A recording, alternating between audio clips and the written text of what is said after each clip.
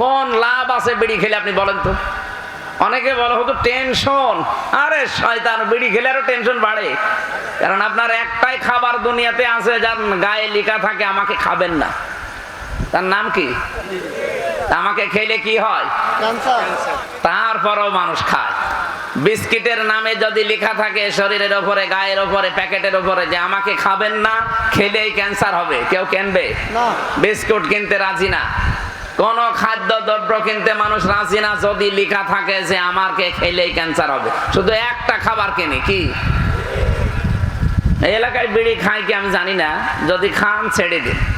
এটার দ্বারা কি লাভ আছে আপনার? আরো ক্ষতি। একদিকে নিজের আসল টাকা আপনি আগুন দিয়ে পুড়িয়ে ছাই করে দিলেন। কথা বলেন না কেন? টেনশন দূর করার জন্য বিড়ি খান, টেনশন আরো বাড়ে, আপনার কলিজা নষ্ট হয়ে যাচ্ছে। যদি একবার ক্যান্সার শরীরে বাসা বাঁধে, 14 বংশ বিক্রি করে একটা ঔষধের পয়সা হবে না। সুতরাং এই মহামারী এবং ভয়ঙ্কর এই মারাত্মক রাস্তায় যেন আমরা কেউ পা না দেই। যারা খান আজকে থেকে আল্লাহকে ভয় করে ছেড়ে দেবেন। কারা কারা ছেড়ে দেবেন হাত তোলেন তো। এই একজন বিড়ি খায়।